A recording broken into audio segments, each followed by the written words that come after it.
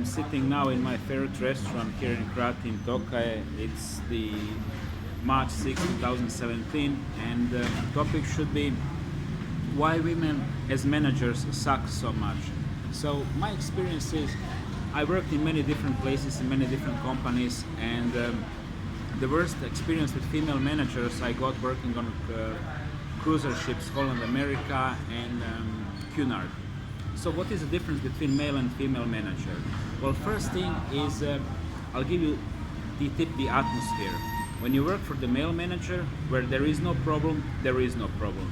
Where there is a problem, he is there to help you out, to help the team, to solve that, to cover that up if it's needed, and let's move on in a good atmosphere. After the work, we all have a nice drink, we chat how it was, and when we have time off, it's great to be together, to go together to see Lord of the Rings. I remember that was the Return of the King.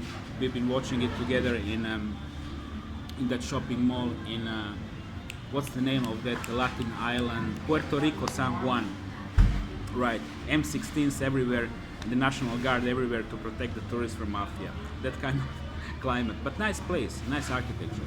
So, in short, and when there is a big issue, he's gonna punish you.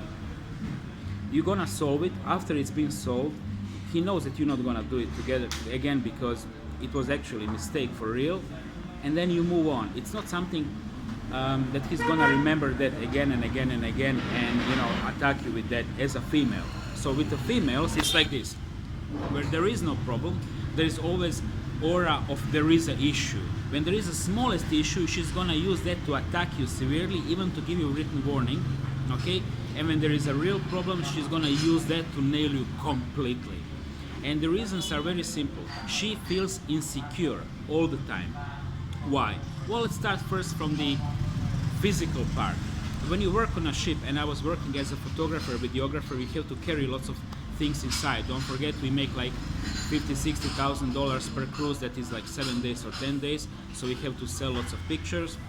We have to sell lots of frames, lots of different chemicals. We need to process chemicals. That's that's work on its own. If you work in a female team, my first team was a female mostly. I had like one little Latino there from Peru, Indian, and then I have two bitches from Romania and one Anglo-Saxon from Ontario, and she was of course the manager, because it's like that in a company. If you're Anglo-Saxon, you're a manager. If you're not, you're not. Even female. So, and she was like, and I was the guy who was carrying all these columns with chemicals and everything because they couldn't. So first things first, you work more physically when you work with females because they simply cannot carry heavy stuff, or simply they cannot carry stuff. Second thing is they feel inferior, and then they're gonna bitch to put you down. And second thing is mental. Like we as a males, we are working like a hunting team, okay? We are together in it, we are helping each other, we are team, we are friends, and it's, something, they simply don't have it. They are me against you, and this is the biggest problem. The mental part is we can handle the stress, they can't. They immediately go emotional, they start shouting even in front of the guests, and it's really unprofessional. So that female hysteria, that God-given right to go crazy, that's actually extremely stupid in the business environment. So this is second thing, emotional. Third thing, planning. When I was working for the managers, especially English managers from England, male and heterosexual, these guys, they would like set things in stone, and that was it. You get your schedule at the beginning of the cruise, that's your schedule, buddy, and you have time to sleep, you have time to eat. He took care of everything. For a female manager, forget about that. You work day and night, and that was happening at the female managers. She makes a schedule, doesn't work, she changes it again, she calls you into your cabin while you're sleeping. That's typical for them. When you're sleeping, they're calling in your cabin. Only female managers, nobody else. They're breaking your sleep, they're giving you such a tempo that you don't have time to sleep during the night, sometimes in a cruise, and lots of mobbing, lots of name calling, and so on and so on. I'll give you like a few examples. My worst female manager was Karen Furlong from England, from Sun City, close to England, close to London. She was real bitch. Even her father was, I think, schizophrenic. Unfortunately, she dated Now look at the odds. Huge Croatian. I'm like big here in Cambodia, but this guy is big in Croatia. He was 195. That's I don't know how much is that in feet and inches, but 195 centimeters is pretty tall. Okay, your 6.2 alpha male is 182. So he was big. He was huge. He was all muscle, always in the gym in the free time, and she was using him as a muscle. So I remember I would normally work last day of the cruise whole day, whole night making my videos, and then next day whole day, and then at the end of the day I would be in a team, that means me, another Romanian guy processing chemicals, which is like, I don't want to even go into that. He was always puking, me not. So I would not normally sleep, and during my break, 45 minutes during the day, I would not eat. I would go straight to my cabin, take a shower, take a shit, and go to sleep.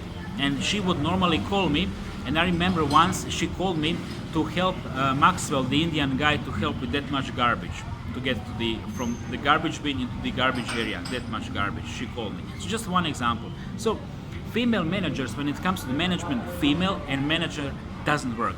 Hey, look at the example, the Angela Merkel. Hey, I'm manager of the whole country called Germany. Why not invite the whole trash of the earth and free rape and the money?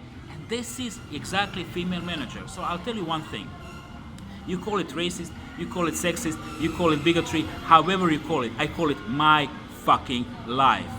Okay, and this is called experience, because when I started my careers, I started as a chuck straight from the university. I believe that females are equally good in management as males, because this is how I've been taught in a school, and I finished economics, specialized for the hotel tourist management, and I know how you can reason, but in the real life they suck colossally, because her nature is to, well, believe it or not, it's very connected to her biology. You see, they get pregnant and then they deliver babies. This is their like very important purpose.